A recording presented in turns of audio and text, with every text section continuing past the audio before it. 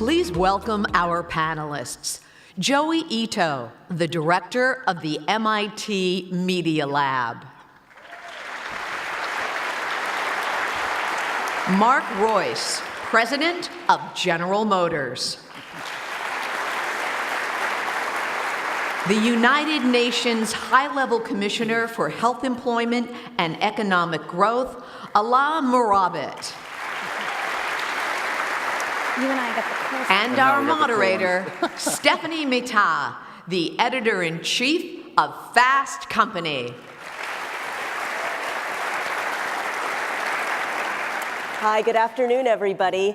I'm so excited to be here at MIT, at Solve at MIT. As you've been hearing throughout the afternoon, there's a real emphasis on the whole issue of using technology to help address inequality, and that is the topic of our conversation here this afternoon. I'm delighted to have this incredible panel to help us talk through some of the challenges and opportunities in this area, and in-house favorite Joi Ito on the end there, so thank you all for being here.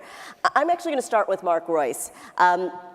General Motors has been so integral to the rising and expansion of the middle class, whether it's through the jobs that GM has provided historically or through the mobility that it has provided for people as they've tried to commute to work. What is the role of the corporation in helping to address inequalities or make a more equitable world? That's a great question, Stephanie. And you know, if you've read anything about the company in the last 2 years, you can see an incredible transformation happening. And if you look at what we stand for today what we call 0-0-0. So that is zero emissions, zero congestion, and zero crashes. And why that's important is because we did have a major role in the creation of the middle class and some of the great migration and our factories and the employment that we see in our country and our communities. And we still have that. We've invested billions of dollars here over the last 10 years, which is important. But if you look at what did the 0-0 piece of that mean, it means really right in front of us is electrification. We'll have 20 plus models here on the road by 23. We have fuel cells that we've developed that we're putting in production with partnerships like Honda. And if you look at Cruise and the mobility piece of this, it's a little bit further down the road, but not that much. We have, and we are producing cars in Michigan that have no steering wheels and no pedals that actually drive themselves. We'll soon commercialize that. And if you look at the sustainability and the benefit to society and that automobiles have always provided, whether it's ourselves or others, it's the freedom that it provides. And there's very few things in society that provide that freedom. We look to do that, and we look to do it in a different way. If you look at the autonomous vehicle and electrification, we look to do it without emissions, and we look to do it without crashes, and we look to serve mobility to people who may not have that today autonomously. I'm talking about the aging of the population. I'm talking about the disability of the population that is here today. I'm talking about doing that in a landfill-free, sustainable society. And we've got examples of it all over the place. For instance, you're probably familiar with the Flint water crisis that we had. We took most of those bottles and made car parts from them. Things like engine covers, things like air cleaners. All of those things are who we are. And that really projects an incredible mission for the young people that we're hiring into the company. We've got about 50% of the company less than 5 years. And if you would have said that about General Motors a long time ago, that's probably what not people think of GM. But that sustainability and that 0-0 vision is really important, and it gives a lot of people a real reason to make a big change.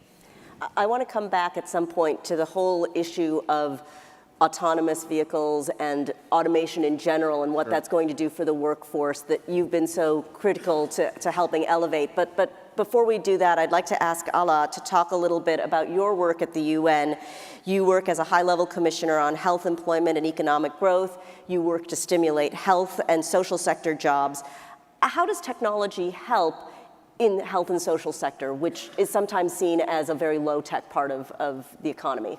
It's definitely, one part of the economy I think that can use a bit more innovation and a bit more engagement. But I'm going to answer this question in two parts. First, in what we're seeing happen, which is there's a lot more engagement actually in the developing world and the global south on how we can create innovative ways to leverage technology for health access. So things from telehealth to utilizing technology to be able to signal for blood banks and blood donation.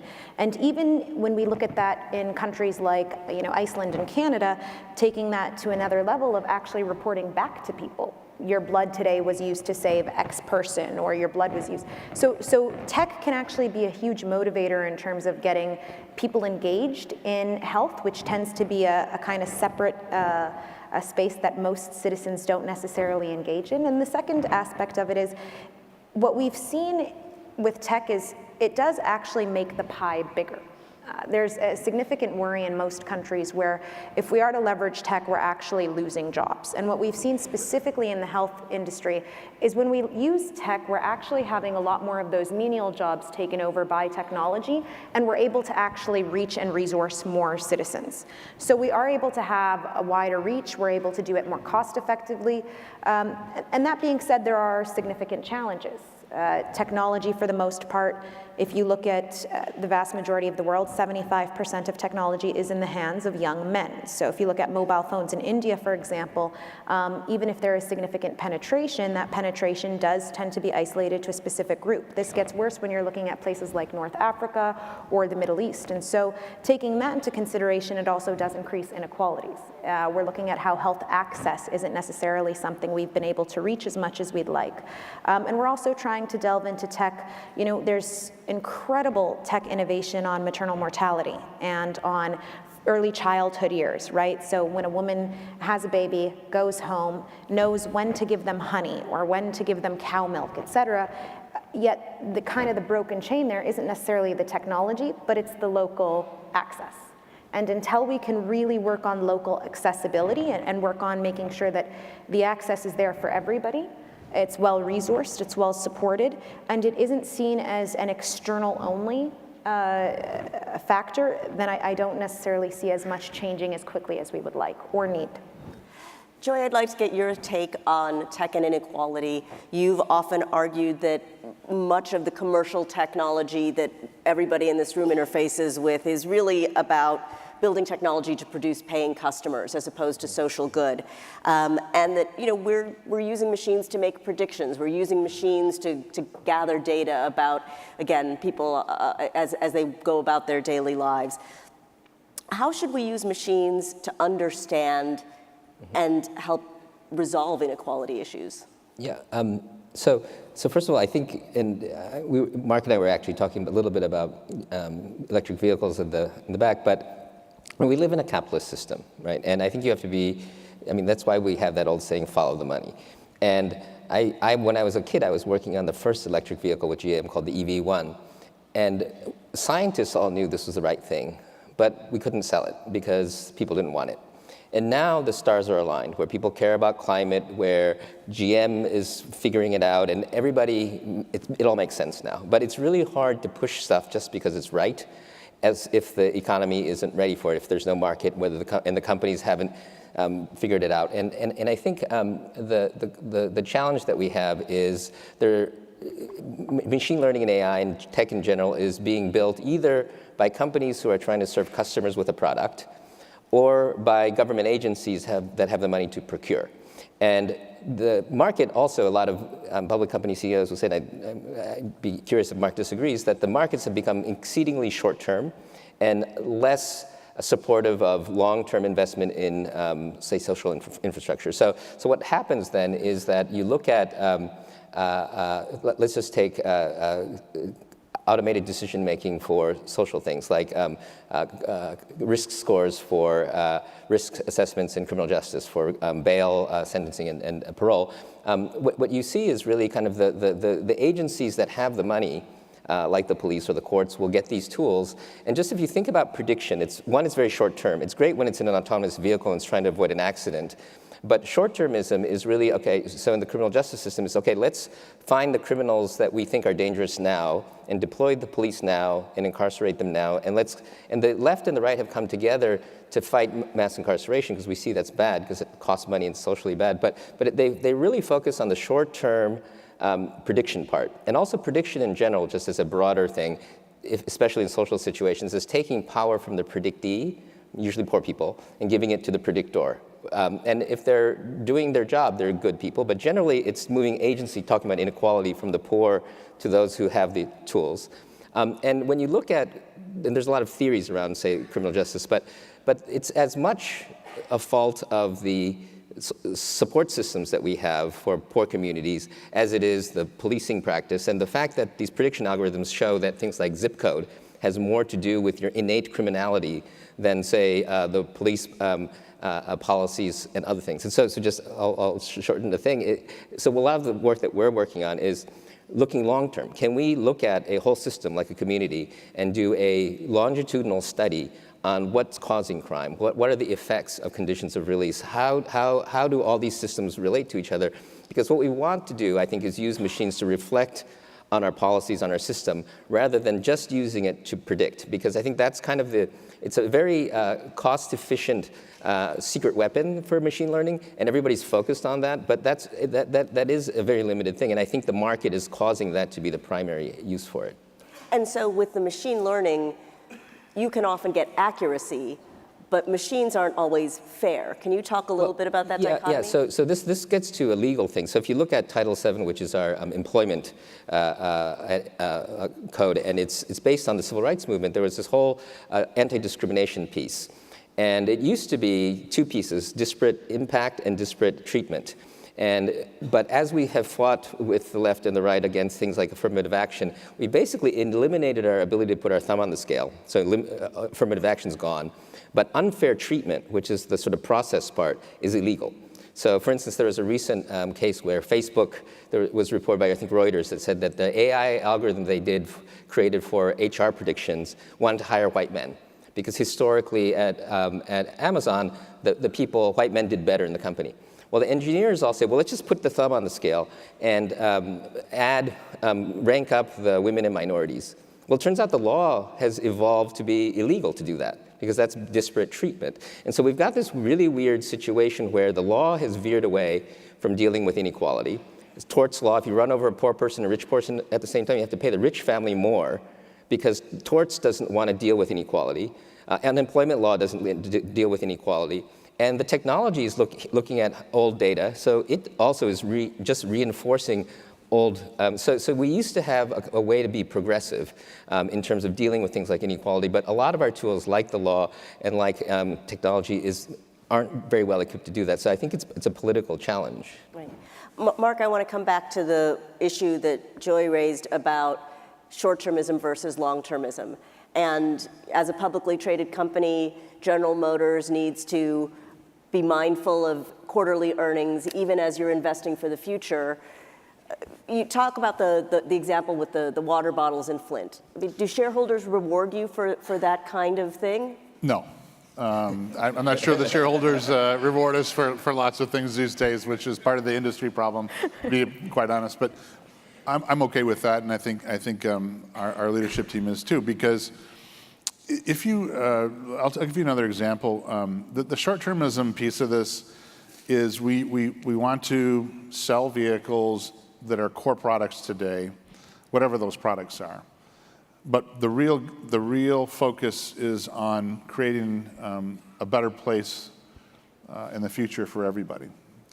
And that's a big statement, but we've touched probably 420,000 students that would have never been exposed to STEM, and the creation of opportunities in a society where opportunities are not equally given. And I think it's extremely motivating for our workforce. I think it's extremely motivating for myself. And at the core of the company, that is a compass that may be separate from either short-termism or long-termism, and it's doing what's right.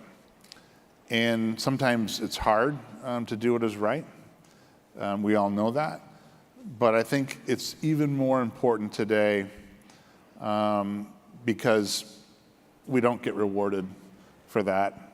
And that's the real test. When you don't get rewarded for some of that long-term thinking is when companies get in big trouble. And I think Bill George wrote an incredible article, I think it was yesterday in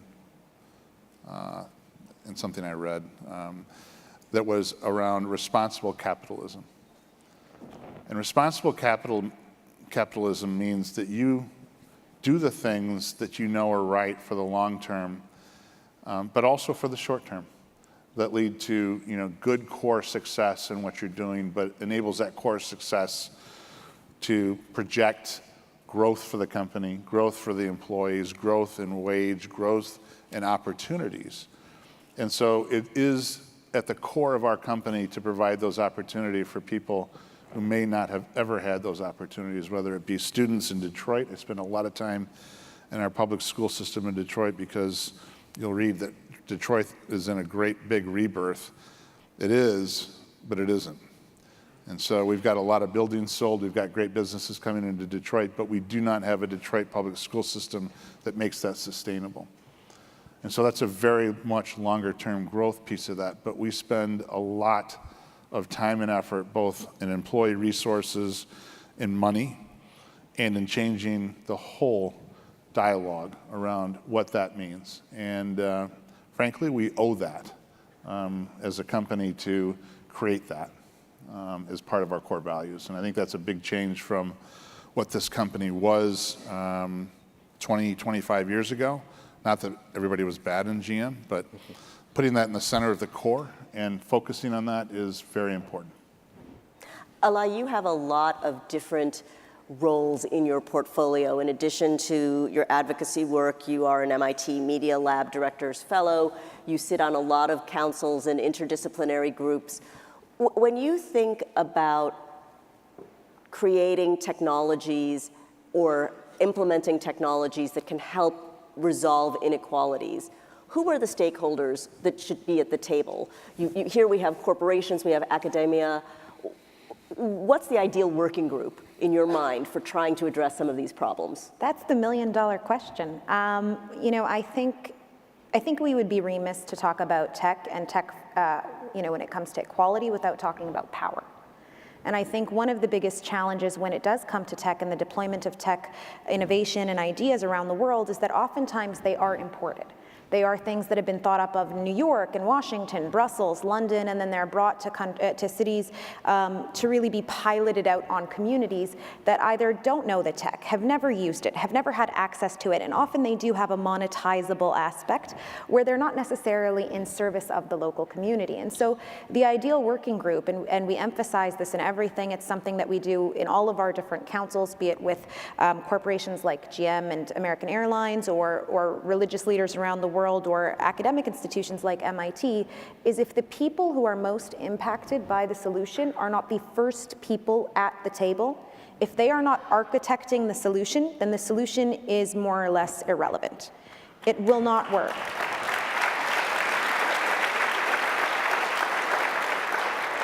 It simply won't work, because what we're trying to do is we're trying to, and it really does come down to representation in the same ways we talk about it within our own companies and within our own executive teams. If you don't have their voices at the table, oftentimes you don't have any of the actual concerns.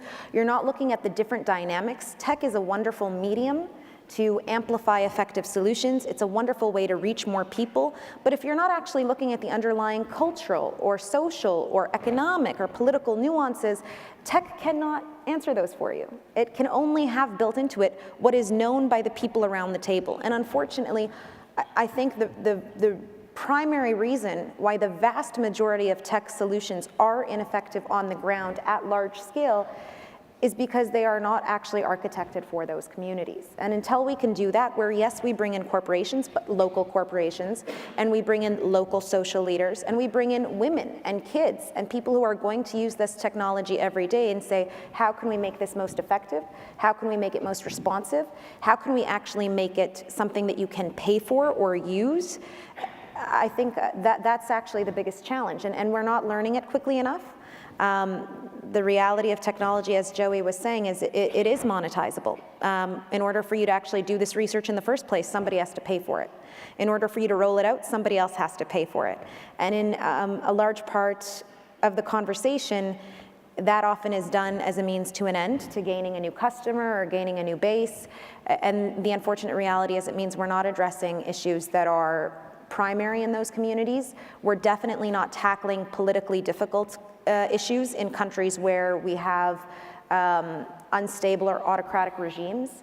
We're not doing things on, press, using tech for press as much as we should be for fear of response. We're definitely not looking at things like gender equality or challenging inequalities that are supported by the state in many countries around the world. So the power aspect, who gets to determine who's paying for it and who's in the room, I think is one of the most difficult questions. Alaa, what have you seen in local markets in the same way that GM is trying to stoke STEM education in Detroit public schools?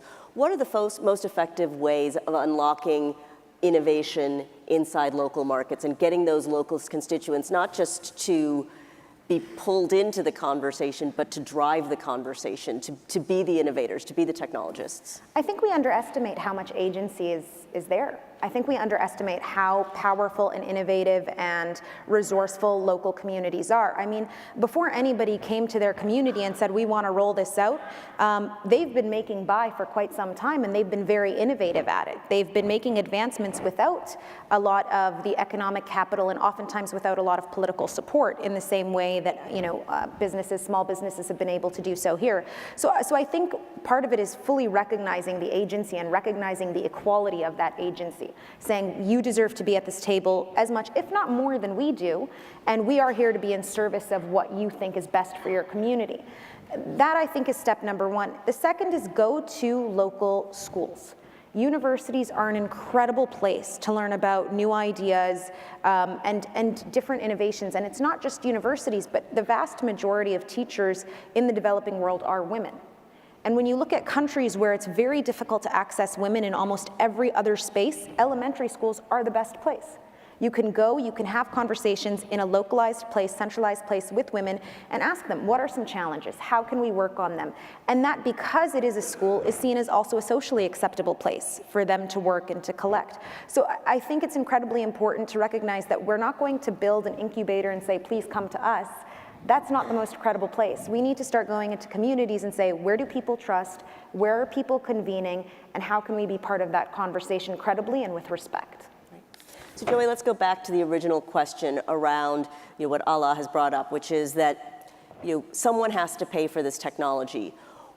What models have you seen work that are win-wins, if you will, where we've seen a profit motive lead to something that has helped reduce inequality or has led to tech for good? Yeah, I mean, frankly, I haven't seen too many, and I think that. I think trying to end on an optimistic note here. But I think there's a huge opportunity. So first of all, I will say kind of to just riff a little bit on Alaa. Solving is really important. We're good at that, but figuring out whether we're solving the right problem is the hard part. And I do think that talking to the people on the ground is essential. I think it's going to be small communities, so whether it's international or municipalities. And so some of the work that New York is doing involving citizens is really important.